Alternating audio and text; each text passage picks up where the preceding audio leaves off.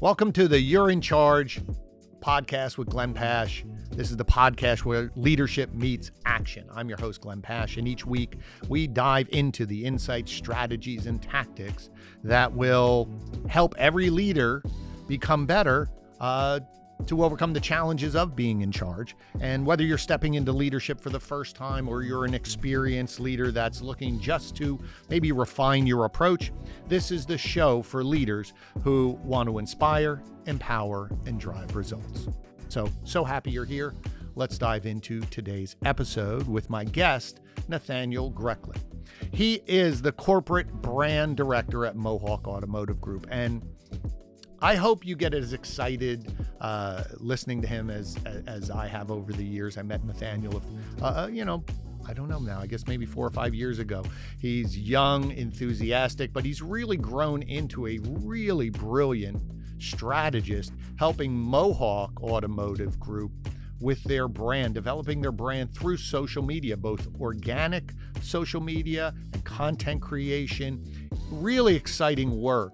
And his goal has always been to help share the people of Mohawk Automotive Group with their customer base, sort of behind the scenes. You know, too often you see a big dealership and it's just very corporate, but they're really people in your community who are there working, doing a great job every day, and the personalities, the fun, and his goal is to share that, and he has some really great tactics to help you do that, and that's what we're going to talk about today. So if you're in charge of the social media for your business or your dealership, and you're trying to help develop a brand that stands out in the market beyond just, hey, here's my product, come buy it, well, this conversation is for you. So let's dive in.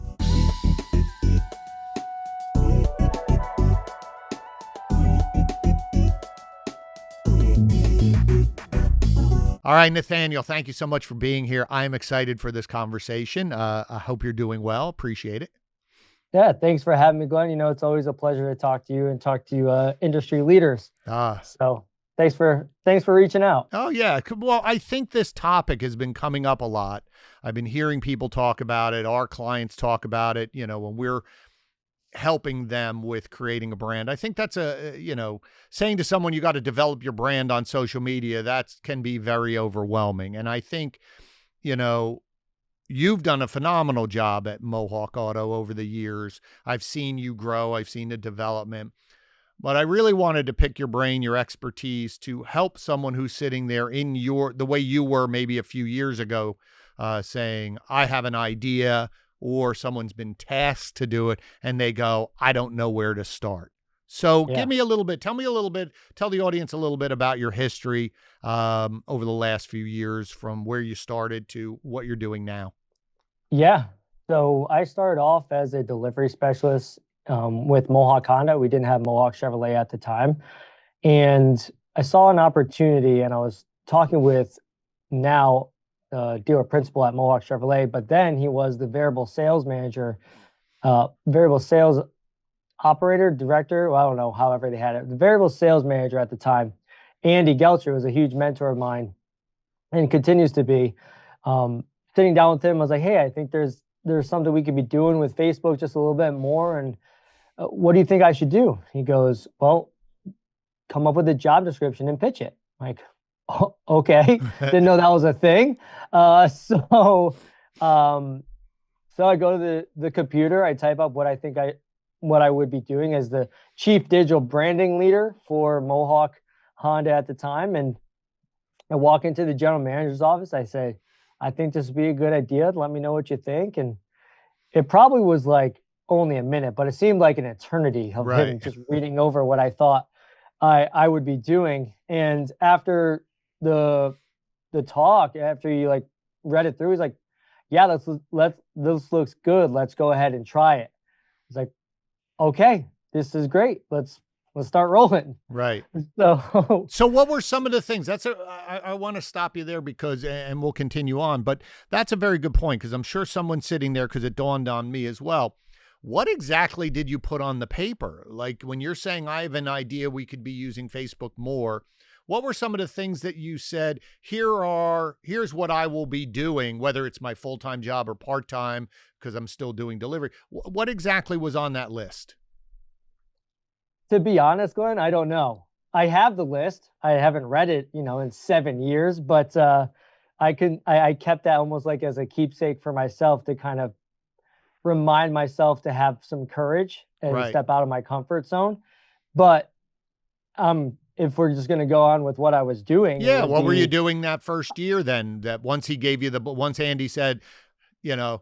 So it wasn't actually Andy. Andy was not the general manager. Oh, that's right. That's right. So what I started to do is I started to look for opportunities to really showcase, because for me, I was only at Honda for about, I'd say 6 to 7 months. Mm-hmm. So I was an outsider, quote unquote, still at that time, really like learning the ropes and what was going on, and kind of going into different management offices to trying to learn what the car dealership's all about. Right. And I had a different focus on the Mohawk brand. When I first thought about it, I was like, what is the Mohawk brand? Mm-hmm. And who are the people that are out there? And that's kind of where my mind went right off the rip, is that thinking about, well, there's so many different car dealerships out there. Why would someone come choose us? Right. And the reason is that we are different than everybody else. And we don't just say that, we actually are. The experience that you have at Mohawk is a totally different experience than everybody, than everywhere else. And it's not just me that says that, it's our reviews. So I went through all the reviews to kind of see the overall sentiment of what customers were saying about Mohawk. Mm-hmm. And so that was kind of where I really started. And I thought about my job at the time, and I still kind of do, is that we're a media company first, right? If nobody knows about you, if no one thinks about you or has any idea what you are, because for me, I actually didn't know about Mohawk until they were sponsoring one of the vehicles at the business that I was working at previously before I started there. So my thought process was, okay, how do I showcase who Mohawk actually is? And through the years, we've kind of grown that sentiment of how do we continue to showcase the individuals, the processes and procedures, and really get people to think differently about buying a vehicle, because buying, servicing, and repairing a vehicle, because it is such a different aspect in how Mohawk thinks about the customer versus other people. So that's really where I started. Mm-hmm. It's like, we're a media company. Okay, who are others that are outside of the industry making content for different things? I studied a lot on YouTube. I thought that Mohawk would be a vlog site, right? We're going to vlog every single day and create this. This was when Casey Neistat was starting off doing his 365 days straight on through. So I follow a lot of him and different other content creators of that nature to see how could I get to this point of integrating what other people are doing outside the industry into the dealership itself. No, so, and what I like about that, and for those of you listening, I hope you picked up on it, is that I hear that a lot, meaning we're different and we're going to market or we're going to share content. But somehow it doesn't focus. It focuses on, well, we're going to be different because our price is different, or we have inventory that's different. And I remember working in hospitality for years, and I've told this story before, but one of my mentors said, listen, it was a very upscale restaurant in New York City. And he was a very successful restaurateur, but he said, and this was way before social media, but he said, listen, a steak is a steak is a steak. You can get a great steak, 20 places within 5 blocks. So it has to be the experience around the steak. And then you have to repeat it to make sure that people keep talking about it. And when they come to you, you deliver it again. You can't let them down. And I think that's very similar. Your approach is the car is the car is the car, right? A Honda Civic is a Honda Civic, but what's around that? But for those of you listening, the focus on the process the focus on the people, starting to break down that barrier of this big, magnificent, dealership that in some ways can feel a little cold from the outside looking at it. It's enormous. It's overwhelming. But by highlighting the people behind the scenes, and they are just like you, and their job is to make it easy for you. I really love that strategy of the content. So in the beginning, and that's actually how you met me, was because yes, I talked about there's actually 4 tiers of marketing, right? We had been talking about branding our salespeople, and we still do that today. right. And because it's the same concept, right? Someone can go to a salesperson, anybody, anywhere, but why are they going to choose you as a salesperson? Mm-hmm. And that was a huge focus. So, I mean, it doesn't change, right? The avenues change, the platforms change, the content styles change, but the storytelling changes, but the concept is the same and will continue to be the same, even as we're moving into an AI forward market, Right. that will be creating generative AI for different types of pieces. But right, but you have we can get into that. So yeah, we will. But there's 2 things on that. One is what do you say? All right, someone who's here listening saying, yeah, that's a great idea. But their leadership is saying, well, I don't want to brand the salesperson that much because then they're more important than the dealership. Or what happens if they leave? Like what's the counter to the argument that you could load the lips of this person to say, if someone says, no, we don't want to highlight salespeople? It's tricky. You have to understand who your leadership is, right? You have to understand that they have their business priorities, and you're just thinking about what's best for the company. I guess a counter question is like, what if they stay? Right. And, we've had multiple employees move on from here, and people that we have branded and marketed, and it's like creating a commercial, right? The commercial fades off, right? All the content that we've made with these individuals, it fades out. But at the same time, typically, if you're investing all of this time and money into your salespeople, a lot of them move internally throughout the company. But the other thing is, your SEO is already out there, right? And you've built a platform with this individual that someone that searches them will actually see your dealership. Right. And maybe they will choose to go to that person, but that content that they saw and the experience they have may not line up with the new dealership that they're at. Right. So there's always there will always be that question. There's like 3 main questions that I always get is, well, what's the ROI of a content creator in the dealership? What happens if they leave? And does it sell cars? Those are like the 3 major ones that I always hear. But to be honest, I think that genuinely individual salespeople that feel that they're being invested into want to stay at the dealership. If you're legitimately trying to brand them, and the management has to believe in the people that they hire, right? There's a reason why you hired them in the first place. And if you truly want your salespeople to succeed, you're going to continue to invest into them. And if they do end up leaving, you already have that almost like brand mark on them. Yes.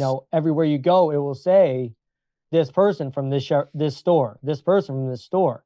And until they start to actually make their own content, which we have found a lot of times, the individual that leaves stops making content. There are a few that continue to do it, however, and they'll take some of it, but it's not going to be to the extent that you were able to help them brand. Right. And so you still have your name out there. It's still going out in the ethos, and it still helps you at the end of the day. Like, it's still working for you, even though they may not be there anymore. It's still helping you in the digital landscape. Right. No, and when you had those 3 questions, of course, those popped in my head because, we've been in business for a while, and those are, but I would challenge anyone who's listening to this to say, this is the new form of marketing, right? This is not in place of some marketing. It could be an additional. I would challenge you to say it could replace some of your other marketing because it's more personalized. Everybody is moving towards more personalization. They're moving to more short form content or even long form educational content. And why wouldn't you want to brand yourself or present yourself as the expert in the, in the market? I did it the other day. Something broke on the dishwasher and I typed in, how do you fix this thing? And I was like, this is why I love the internet, because somebody took the time to make a video about how to put the spray arm back onto the tray. And you're going, oh, thank you, person, good like. But I think it's the educational, the process, what they expect. I think the more that you're forward with that, I think the more that I think there is a return on investment. I think you do sell more cars, and I think your retention for your customers, because you're out there being seen as someone who wants to help you with this, to make it easier with this. I really think that's fantastic. So I do have one more point to that. Yeah, just before we please. move on to the next one, is that I would also like to, if you're listening to this and you're like, what do I say? Chances are, if you're working in a dealership, you've heard this saying: people buy from people they know, like, and trust, right? Well, the easiest way for someone to know, like, and trust you is going to be where they are. Where is their attention? And chances are they have a cell phone, and chances are they're on social media. And it's never an either or, it's an and. Where can I go and where can I go, right? That's why Mohawk is on all these platforms. And what I think, and this is for the content creator too, is that we're starting to realize that social media is not just for the consumer, it's for your search engines, right? Mm-hmm. And this is, go ahead, go to TikTok right now. If you're going to go post something on your business page, chances are when you go to post this thing natively, not on Hootsuite or Sprout, if you go to TikTok and you look and it says in the description, descriptions that are long get 3 times the amount of reach. Now, if you just have someone that's posting infrequently here and there, sporadic, you're just trying to get something up and you don't have a specific person, chances are you're not going to know any of that information. You're not going to know unless the general manager or the general sales manager is deep diving on to Instagram. They may not even notice right away, but Instagram has changed significantly since I've even started, and even dramatically now. They've just changed their thumbnails, they've added stories, and they're moving their highlights, and they're adding notes. And how do you engage with the community? Through making notes on specific posts. And there's so much to social media that is for consumers, but there's a lot that's also for search engines. So if someone's looking for a vehicle, that caption that you're writing, the first 80 words is all that the consumer is going to read at. But the rest of that, it's just like loading a web page with the keywords, right? Now we're loading captions in our social media content, then we're changing across the different platforms because it's a search engine optimization now. It's a social media optimization now. Right. And it's just going to continue to build that known, like, and trust factor the more that you're posting on social media. Okay. So on that, and I think that's a really great point. And that to me just strengthens the argument about having someone who's full-time focus of this, because, in the past, the perception could be, however that dealer leader in the business uses social media, they think that's what it is. So if they don't really engage, it's like, oh, it's not important or it's not serious. Or if they don't know all the ins and outs, they just think, oh, it doesn't take a lot. You just, what you said, oh, you throw a few things up there and we're doing social media, but you're really not. This is really an investment of time because you have to understand each platform, what it does. To your point, all of the changes just to keep up.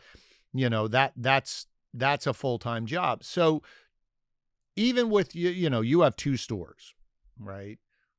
I mean, you can Two, multiply. we have 2 stores, but we also Right. have 4 entities. So we also Right. run social for a collision Collision center and center. a vehicle wrap shop. Right. So that's for, there's people who have 8 to 10, and then you start saying, well, now we need a team. But again, going backwards, someone sitting there, a general manager, dealer principal sitting here going, this sounds great. I can hear what their question is. Okay, Nathanael, when you say I generate content, what are you talking about? Is it educational? Is it fun? Is it cute? Like, if you were saying here, give me examples of types of content or buckets of content that you could create if you had the team, the time, the desire. Yeah. I mean, we have to realize that storytelling changes, and there's different types of posts and there's different types of reach for each individual post. So am I going to make a long form piece of content that's going to showcase how to use all of the features in a vehicle? And then am I going to take that, chop it up into small little short form pieces to put that on? Like YouTube Shorts is blowing up right now. Obviously TikTok is blowing up and will continue until, maybe it's gone. Who knows what happens there? Right. But if you only focus on one platform, and that's kind of something that people try to do, they try to do all of that on one platform, you got to make sure it's sporadic. But you have to, this is for the content creator specifically. So if you're a general manager, make sure you take notes. If you're looking to hire somebody, or if you are that content creator right now in the dealership, like, I have no idea, what do? I just got hired and they're asking me to make content for the dealership. What am I going to do? Think about all the different departments. You have sales, service, detail, parts, F&I. Take that and break those down. What are the process for those? Who's the content pieces that it's going to mark that to? What are their questions that they have day in and day out, right? That's just a little bit. Like, there's so much to unpack right there. If you deep dive into those categories that I just asked about, you can make an infinite amount of content. Your brain is going to explode. Right.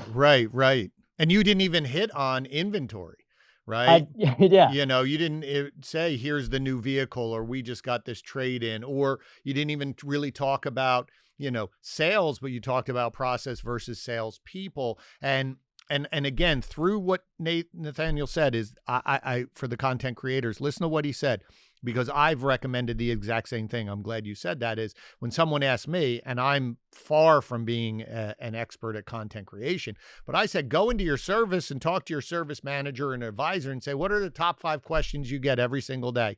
Or the same thing for sales. What are the 5 questions they're confused about? Difference between leasing and financing, or, what happens when I put a down payment down? How do I trade a vehicle? The difference in between, like, to your point is, you could literally have 100 questions that you could decide to make a long form content piece where every week I'm going to interview or I just go take the service advisor, give me him for an hour, and I can ask these 25 questions, and boom, I got 25 pieces of content I could spread out, chop up, whatever.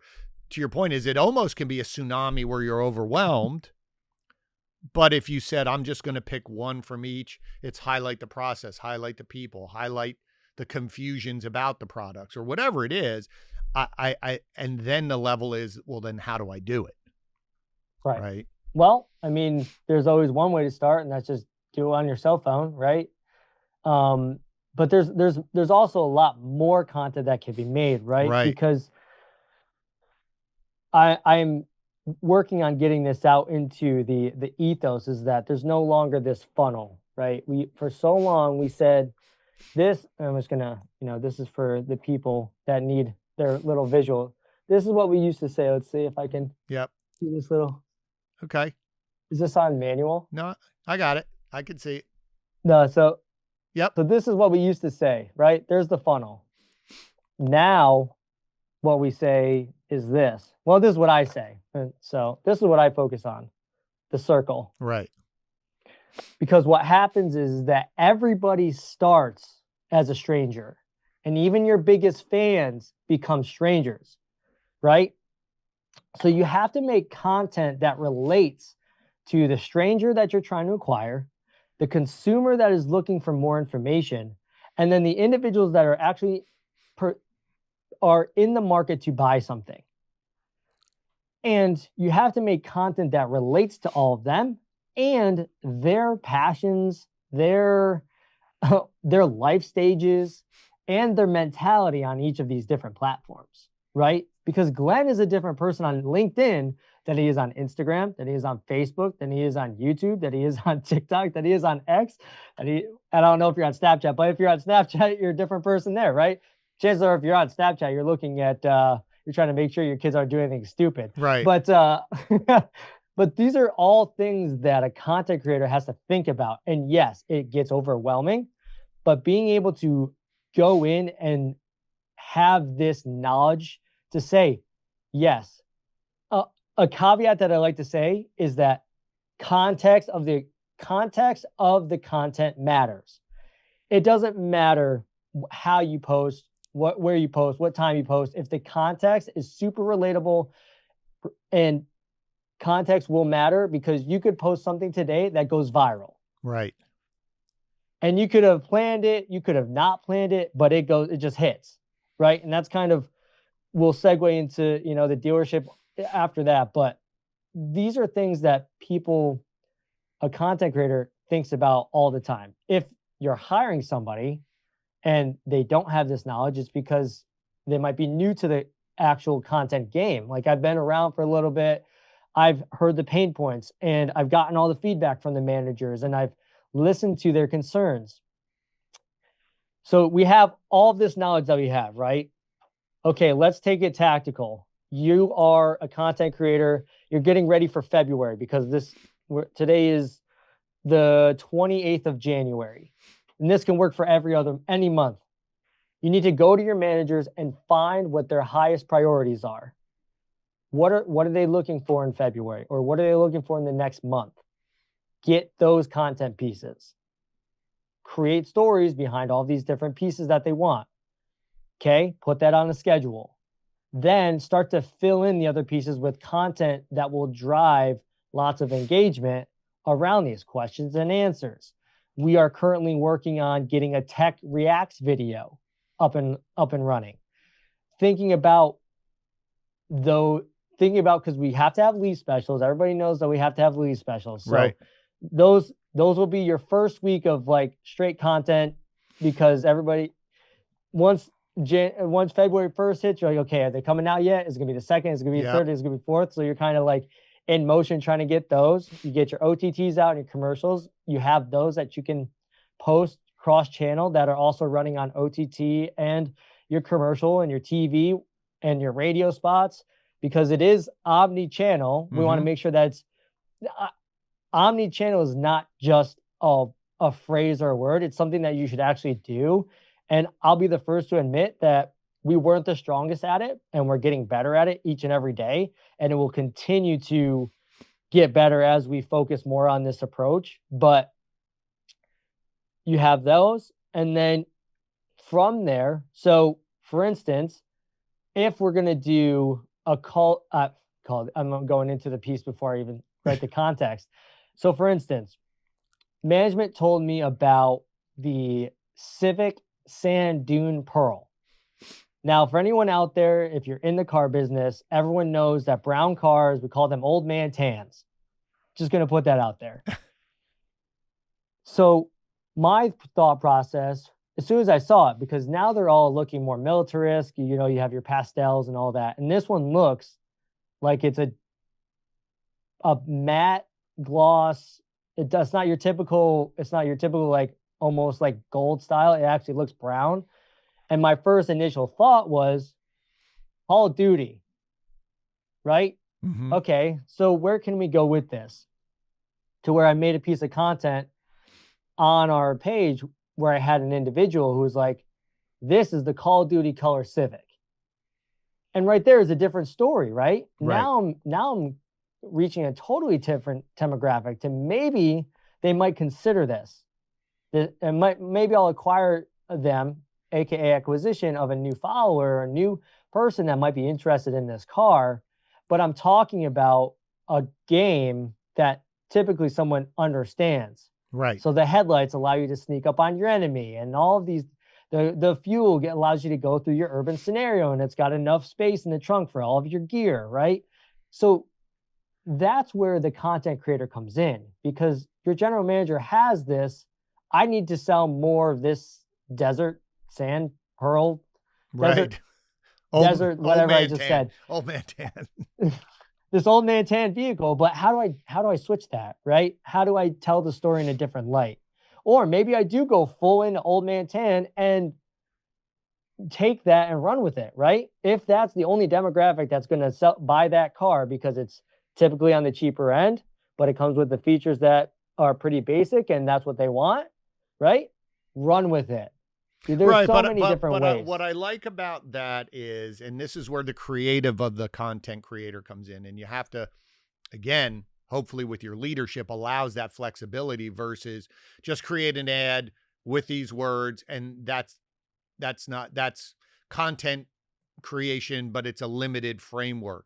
And I also want Right. to go back to that idea that you were talking about the funnel. I don't like talking about funnels either, because a funnel by nature means everything goes through, instead of there's these stages or strainers. I keep saying is that, someone's stuck at the top one because they don't want to move down. Nothing's pulled them down into this next consideration phase. So to you, you're going, yeah, I'm up here. I got to get a car in the next 6, 8 weeks. I don't know what I want. All of a sudden, they see a piece of content of yours that says, hey, this is the Call of Duty. You're like, oh, let me go see. And then it pulls me into that next stage of, let me go to their website. Let me see. Oh, this is cool. And then as I start seeing more of that creation, I stay with you until I'm ready to go. And because I see other content of yours that starts saying, here's how we do this, here's our reviews, here's this, here's it. So there's a multitude of content that hits me at all different touch points of, oh, look at the people who went all the way through and they love it, but I'm still up here. Or,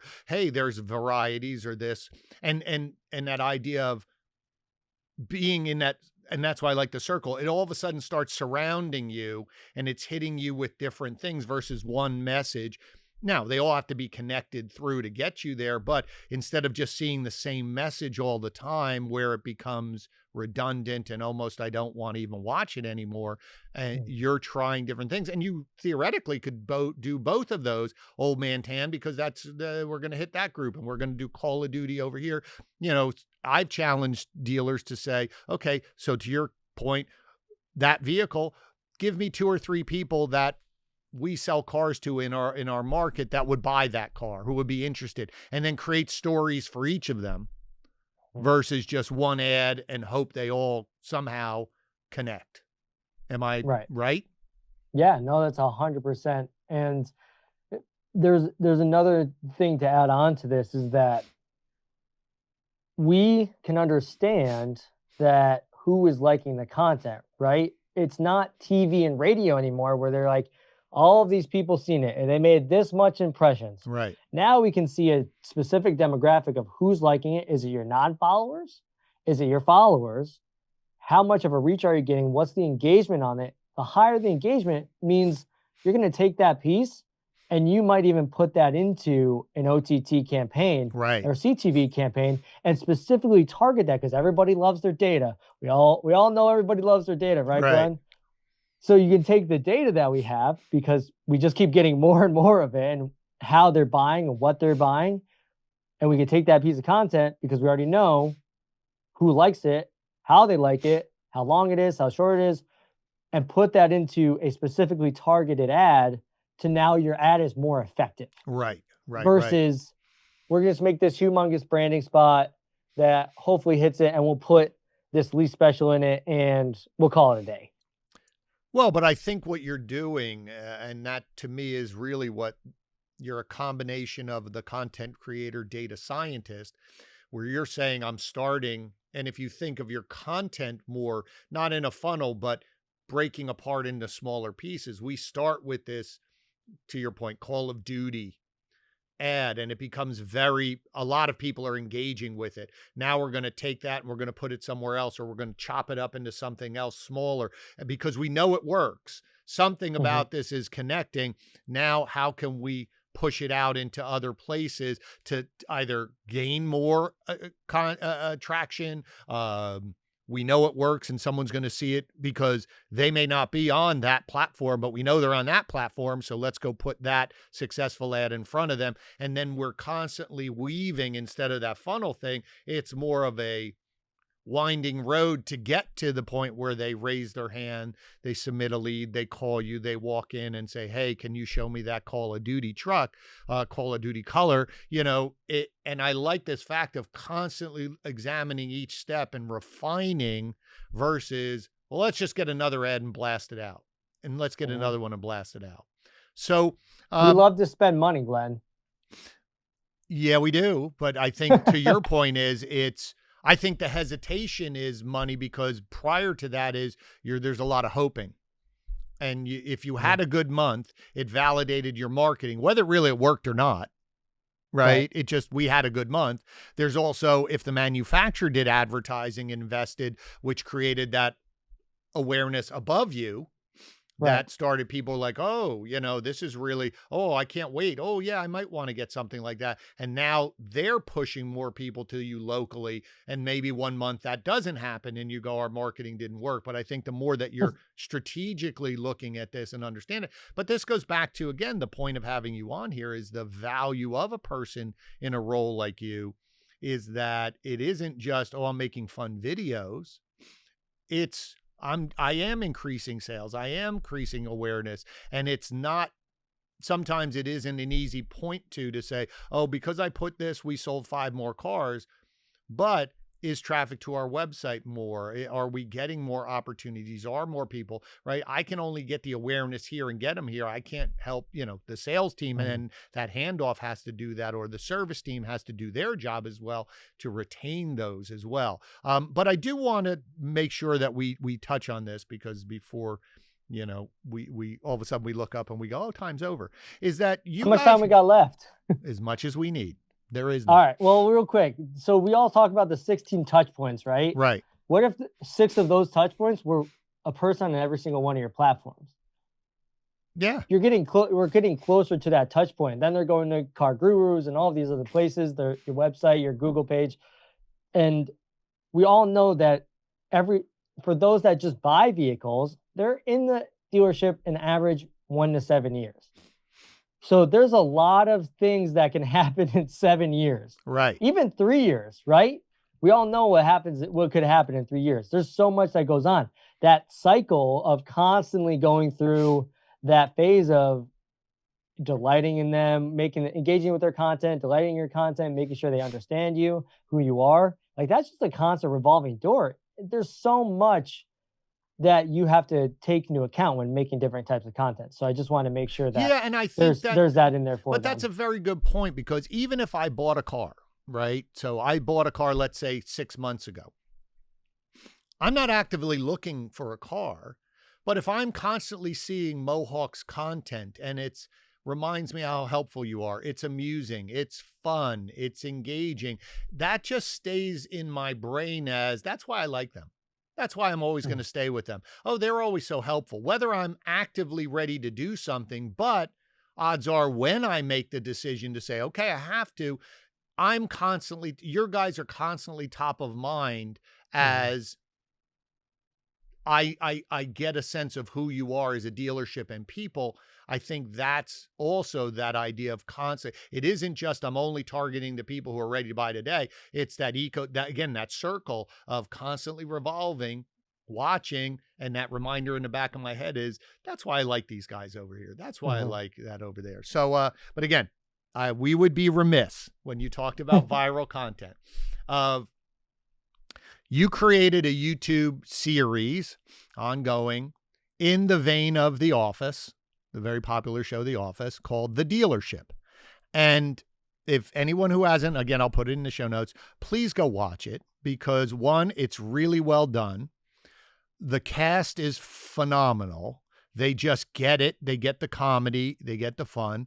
And then also in terms of virality, that whole marketing one where all of a sudden you're at GM corporate and there's Mary Barra, who's overseeing GM in your video.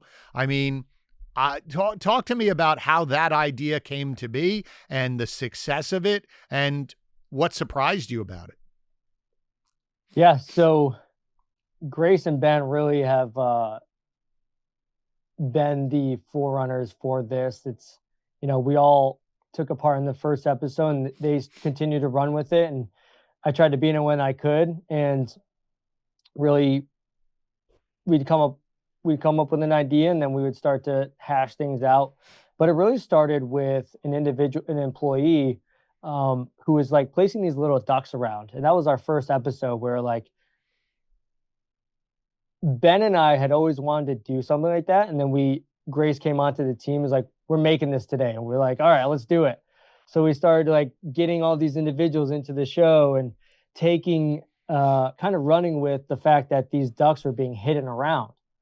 And we had been doing episodes. It wasn't until the 5th episode that it took off. And that's the one that a lot of people will know is the Rada one, where Grace, where I give the sheet to Grace and we had to shoot these cars for our OTT commercials. And it's a 2500. And she's like, yeah, I want to do the Silverado. And so taking that, she just absolutely crushes the creativity. And there's a lot of relatable scenes in there where, if you've driven with someone that hasn't driven a truck before. That was the one I remember. I was going to say, is that the one where she's like, I can drive a truck. I can drive a truck. Right. But for anyone who hasn't driven a truck, they drive it for their first time. They're looking back and forth, trying to not hit something and just kind of playing into that. And it took off, and they were following the trend after they had posted it, and it just shot off. And we were like, oh yeah, Grace is like, yeah, it's going to hit like 100,000. We're like actively texting, like we're watching this grow, watching that grow. And Grace is like, I think we're going to hit like 100,000. And it just shot up like a rocket. And after that, everyone's hitting up Grace and Ben and they become celebrities. So it's amazing to see what can happen when virality happens. Now, there is a caveat to that. Like I had mentioned, like, do people know our brand? 100%. We definitely grew a lot through that. People know who we are, but we didn't see crazy one-to-one interactions that was like, I saw this and I bought a car. Right. I saw this and I bought a car. A lot of the comments where I saw this was, and with people throughout the country saying, hey, I saw this. I was going to buy a Ram, but I'm buying a Silverado. And so even though it wasn't correlating a lot to our sales, it was correlating more to more GM General sales, Motors yeah. sales. I like that. So I think individuals, like, virality is not the thing, right? Everyone wants to go viral.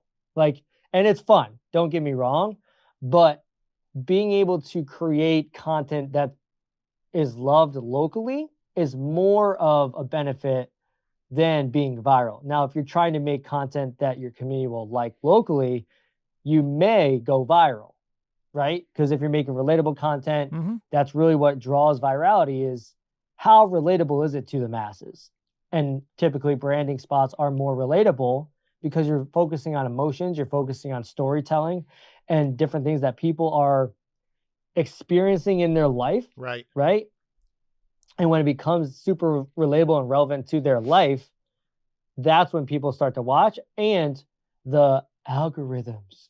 I love the whole algorithms. The algorithms are really just what people want to see, on top of what the platform is trying to push. Right. So for instance, if you want to make a long form video and TikTok has said, we want longer form videos on our platform, chances are they're going to take that video and push it out more because they want people to experience longer form content. You also need to know the priorities of that platform that you're posting on. So there's my hot take on that. All right. And one thing you do, and then we'll wind down. I have a separate section that asks you questions that have nothing to do with what we just talked about, but they're fun. In terms of community, what I like about what you do is you guys are actively a part of your community.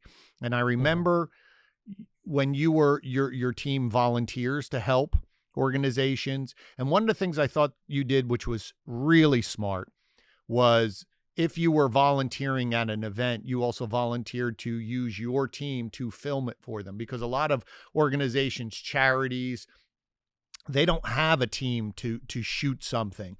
And the mere fact that you did that for them for free, it's very smart, because one, it shows you're part of that and your heart, but also they're going to use that content and credit you to say, hey, the team over here helped us out.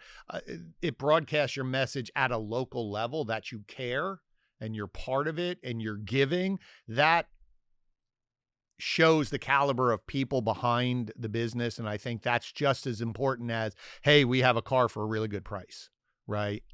Yeah, there's so much to unpack in that. On top of being a content creator, our team doesn't just make content for social. We make the content for Mohawk. So whether we are sponsoring an event, whether we are in the community, like whether we're trying to make some brochures or content pieces for internal screens, or like I said, brochures and banners and different things like that, like it's not just the social content that you're making content for. Maybe that's how it starts, but you're also that person that says, hey, we just sponsored this, they need the logo, can you send it to them? Hey, we just sponsored this event, they need a half-page booklet. Hey, we just sponsored this show. They need something from you. They need something. Yeah, they need a screen. Yeah, it's no one important. So it's on top of all of that. Like, right. It's not just, and that's more for the dealer and the general manager to emphasize when they are thinking about a content creator, is that it's all those times that all you had was a logo in a pamphlet versus a beautifully created graphic that really entices the person to look, when in fact they do look in that school booklet that is when they're at the concert, or right. whether they're at their kid's game and you grab their attention with the banner that's on the sideline, right? Or if they look at the scoreboard during the game, is it a piece of content that is resonating with them? There's so much more to that. And I honestly forgot what the question was that you asked me. But no, I was just talking. You were unpacking about being part of the community and part your of the community. services. Sorry. Yeah. So on top of making all of those, you become a collaborator, and you become the community collaboration. You also are collaborating with nonprofits and businesses.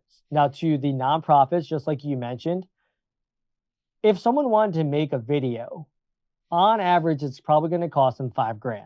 If they want a nice, really interview video that gives them backstory with all the overlays and all of that, it's going to cost them.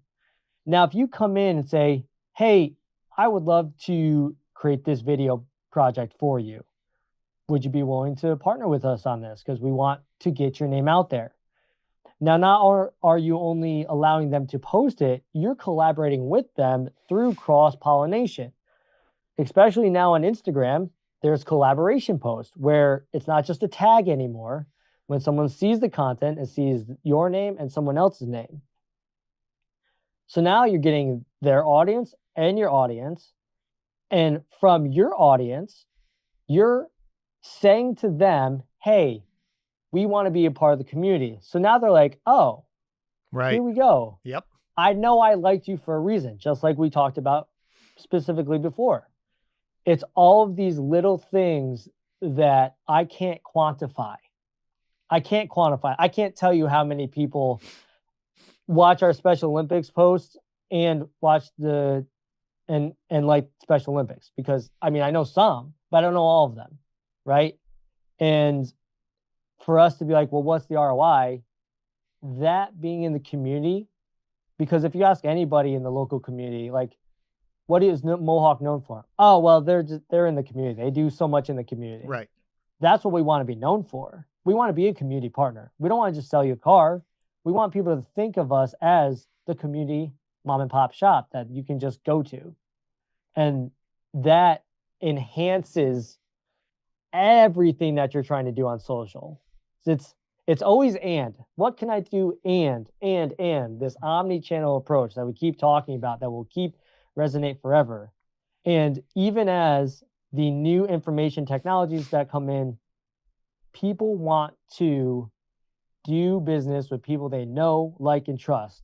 And I can tell you that as AI comes into the picture with all of these photos and videos that will come in through the pipeline, at the end of the day, they're going to look for that authentic content and try to understand what is your business all about. And if you're not going to showcase your employees and you're only going to showcase your products, you're going to lose. That's a great way to end. Man, this is great. So Nathanael, I love it. Look, I mean, time flies. See, I always love when I'm talking to somebody and time just flies. So before I let you go, and I'm going to ask you how to, at the end, how the people can find you and connect with you, but I always ask a few questions because I like to know the person. So we'll ask a few of them. Sure. So first one is, so, you know, you seem very learned and constantly in the world of social media, learning all about that. What is something that you're reading or watching or listening to that's inspiring you? And it's on anything. Just, you know, what's inspiring you that you would share to the audience? Well, I watch a lot of Gary Vaynerchuk. I believe that he is a forerunner in the social media realm. A lot of Seth Godin. And I'm also just looking at creators, right? There's lots of different types of creators, and I'm always trying to figure out how I can transition their style of content, because obviously they have a huge following. So that means some of my community is probably watching something similar. How do I transition some of that content into a great storytelling piece for the dealership?